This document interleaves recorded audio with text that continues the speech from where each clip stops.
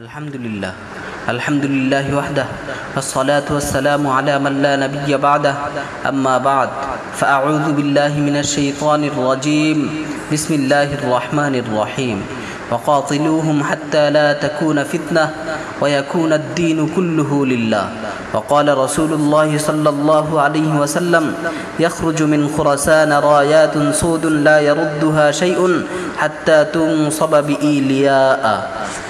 সুপ্রিয় উপস্থিতি, আজকে আমি খোরাসানের কালো পতাকাবাহী দল সম্পর্কে আপনাদের সামনে সামান্য কিছু আলোচনা করার চেষ্টা করব ইনশাআল্লাহ। আল্লাহ সুবহানাহু ওয়া তাআলা পবিত্র কালামে মাজিদে বলেন, ওয়াকাতিলুহুম হাত্তা লা তাকুনা ফিতনা, তোমরা তাদের বিরুদ্ধে লড়াই করতে থাকো যতক্ষণ না ফিতনা নির্মূল হয়। ওয়ায়াকুনাদ-দীনু কুল্লুহু লিল্লাহ, এবং আল্লাহর জমিনে সম্পূর্ণরূপে আল্লাহর দ্বীন প্রতিষ্ঠিত হয়। রাসূলুল্লাহ সাল্লাল্লাহু আলাইহি ওয়াসাল্লাম ইরশাদ করেন ইয়াখরুজু মিন খুরাসান রায়াতুন সুদুন লা ইয়ারুদ্দুহা শাইউন, খুরাসান থেকে কালো পতাকাবাহী একটি দল আত্মপ্রকাশ করবে, কেউ তাদের প্রতিহত করতে পারবে না। শেষ অবধি তারা বাইতুল মুকাদ্দাসে এসে ঝান্ডা গেড়ে দিবে। মুসনাদে আহমদ, হাদিস নং 8775। রাসূলুল্লাহ সাল্লাল্লাহু আলাইহি ওয়াসাল্লামের যুগে খুরাসান বলতে ইরানের উত্তর পূর্বাঞ্চল থেকে শুরু করে আফগানিস্তানের অধিকাংশ এলাকা নিয়ে তাজখন্দ, সমরখন্দ সহ বুখারা পর্যন্ত এবং উত্তরে তুর্কমেনিস্তানের অর্ধেক এলাকা নিয়ে অবস্থিত বিশাল ভূমিকে বোঝানো হতো। বর্তমান সময়ে আফগানিস্তানের মাটিতে খোরাসানের সেই কালো পতাকাবাহী দল একত্রিত হচ্ছে। দাজ্জালি শক্তির সকল প্রচেষ্টা তাদেরকে দমনে সক্ষম হয়নি, বরং মুজাহিদিনগণ এখন উল্টো তাদের উপর চড়াও হয়ে আছে। আরব মুজাহিদিন আল কায়দার ঝান্ডাও কালো রঙের, সুতরাং সকল কুফরি শক্তির বক্ষ চিরে অচিরেই তারা বাইতুল মুকাদ্দাসে বিজয় করে রাসূলুল্লাহ সাল্লাল্লাহু আলাইহি ওয়াসাল্লামের সুসংবাদকে সত্যায়িত করবে ইনশাআল্লাহ। অবস্থা দৃষ্টে মনে হয় ইহুদিরা এ সকল হাদিসকে সামনে রেখেই সকল প্রকার পদক্ষেপ গ্রহণ করে চলছে, অথচ রাসূলুল্লাহ সাল্লাল্লাহু আলাইহি ওয়াসাল্লাম উম্মতে মুসলিমার জন্যে হাদিসগুলো বর্ণনা করেছিলেন এই আশায় যে উম্মতে মুসলিমা দুর্দশার দিনগুলোতে এ সকল হাদিসকে সামনে রেখে তাদের কর্মসূচি ঠিক করতে সক্ষম হবে। সাধুবাদ পাওয়ার যোগ্য ওই সকল ব্যক্তিবর্গ যারা রাসূলুল্লাহ সাল্লাল্লাহু আলাইহি ওয়াসাল্লামের হাদিসগুলোকে বুঝে পাহাড়ের গর্তসমূহকে নিজেদের আশ্রয়স্থল বানিয়ে নিয়েছে। হাদিসে ওই সকল মুজাহিদের জন্যেই সুসংবাদ বর্ণিত হয়েছে। দাজ্জালি শক্তিসমূহ আফগানের মাটিতে আগুনের বৃষ্টি নিক্ষেপ করে অগ্নিসাগরে যতই পরিবর্তন সাধন করুক না কেন, মুহাম্মদ আরবি সাল্লাল্লাহু আলাইহি ওয়াসাল্লামের সত্য আল্লাহ অবশ্যই এমন এক বাহিনী তৈরি করবেন যারা ইতিহাসের ধারা এবং দুনিয়ার নকশাকে পরিবর্তন করে ছাড়বে। এই সমস্ত হাদিস ওই সকল ব্যক্তিদের জন্য সান্ত্বনা স্বরূপ যারা মুজাহিদিনের সাময়িক পরীক্ষা দেখে উদাসীনতার মরুভূমিতে হারিয়ে গিয়েছিল। অতএব এখন আর মন ভেঙে ফেলার প্রয়োজন নেই, বরং ওই সেনাদলের মধ্যে সামিল হও যাদের ভাগ্যে বিজয় লিখিত। এটা সুসংবাদ ওই সকল বৃদ্ধ ব্যক্তিদের জন্যেও যাদের বাহু অস্ত্র উঠাতে অক্ষম, তবে তারা তো হিন্দুস্তান ও বাইতুল মাকদিসে বিজয়কারীদের দৈনন্দিন প্রয়োজনাদি পূরণে সক্ষম। এটা হচ্ছে কামনা বাসনা ওই সকল মা বোনদের জন্যে যারা আফগানের মাটিতে মুজাহিদিনের সাময়িক পরাজয় দেখে এবং সাবার গান থেকে কিউবা পর্যন্ত মজলুম নিপীড়িত ভাইদের কান্নার আওয়াজ শুনে পেরেশানির অতল গহ্বরে নিমজ্জিত। মুহাম্মদ বিন কাসেম আর তারেক বিন জিয়াদের বোনেরা, এখন খুশি হয়ে যাও, কান্নার মাতম এখন বন্ধ করো। এবার ইহুদি ও নাসারাদের ঘরে মাতম শুরু হওয়ার সময়।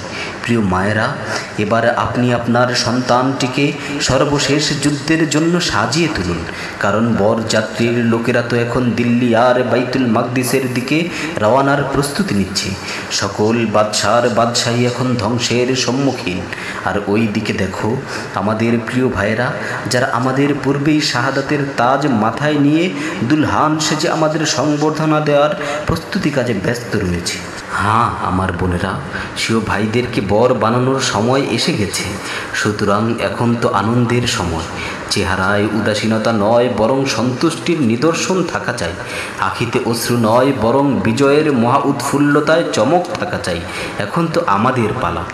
উপরোক্ত হাদিসে বলা হয়েছে তাদেরকে কেউ প্রতিরোধ করতে পারবে না।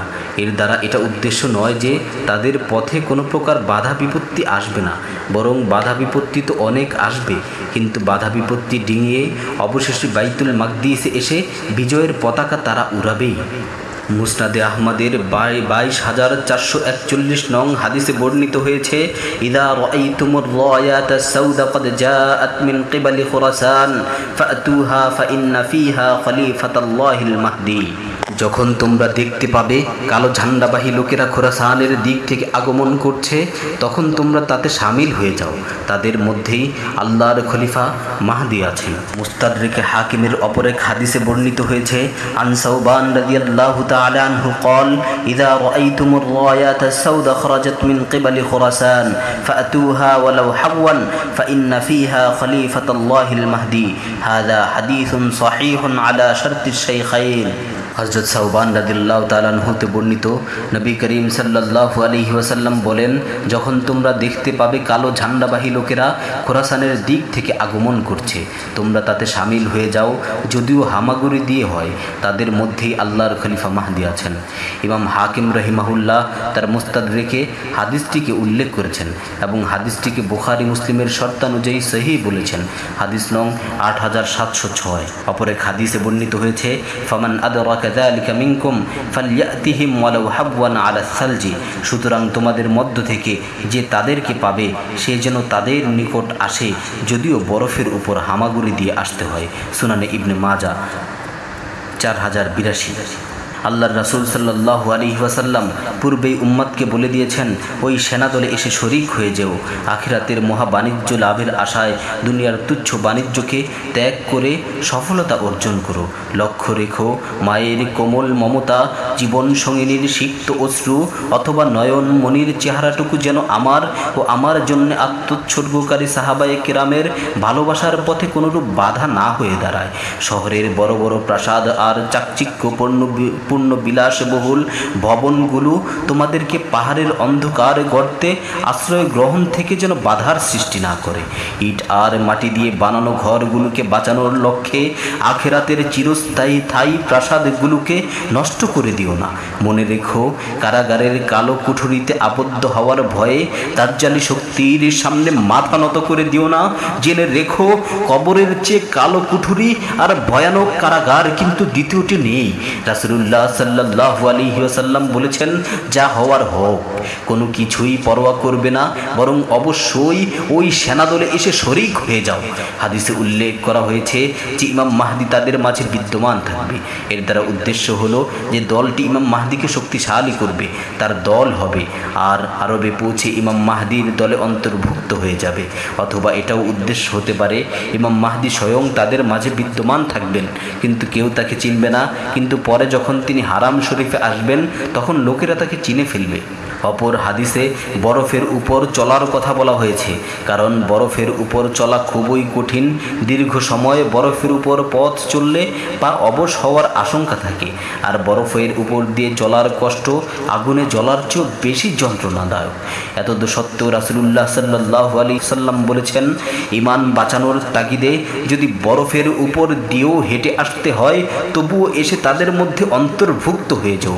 আল্লাহ সুবহানাহু ওয়া তাআলা আমাদের সকলকেই আল্লাহর রাসূলের এই হাদিসগুলোর মর্ম অনুধাবন করে খোরাসানের সেই কালো পতাকাবাহী দলের সাথে একত্রিত হয়ে আল্লাহর পথে জিহাদ করার তৌফিক দান করুন এবং আল্লাহর রাহে শাহাদাতের তৌফিক দান করুন।